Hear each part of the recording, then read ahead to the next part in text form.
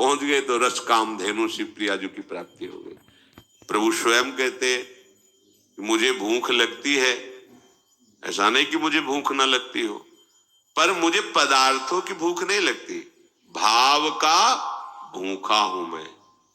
भगवान घोषणा करते पत्रम पुष्पम फलम तोयम ये में भक्त्या, भक्त्या भाव, भाव पूर्वक यदि कोई एक चुल्लू पानी दे दे, एक तुलसी पत्र चढ़ा दे, एक कोई फूल चढ़ा दे, मैं इतने में राजी हो जाता हूं। पत्रम पुष्पम फलम तोयम, जल है, फूल है, फल है, तुलसी दर, इतने से भाव।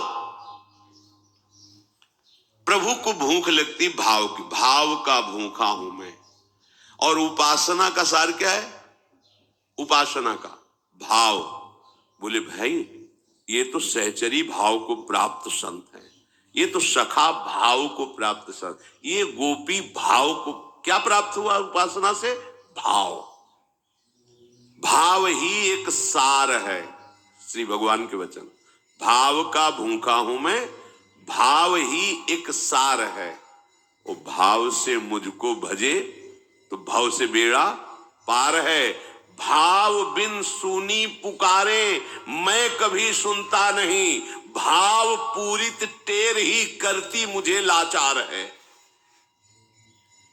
हमें श्री धाम वृंदावन में भाव से रहना है, बेभाव नहीं हो जाना है। हमारा भाव क्या है? आचार्य चरण के वचनों के अनुसार सर्वानुवस्तु तया निरीक्ष परम स्वाराध्य बुद्धिर्मम।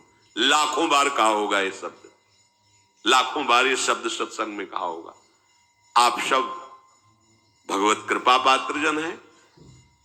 किनके लिए कह रहे कि स्वाराध्य बुद्धिर्मम? महात्मा के लिए नहीं कह रहे, वो तो है ही, उनपे भाव हमारा कि हमारे प्रभु के भजन करने वाले प्रभु में ही है।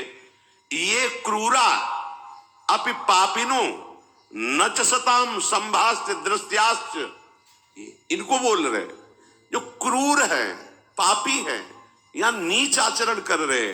आचार्य चरण कह रहे तुम्हारे समझाने की जरूरत नहीं। आचार्य कह रहे, कौन आचार्य कह रहे? जिनके अधीन भगवान है, वो चाहे तो घोर पापी को तत्काल साक्षात्कार करवा दे। नरवाहन प्रभु निहार लोचन भरी घोष नारी। आचार्य के अधीन भगवान होते हैं।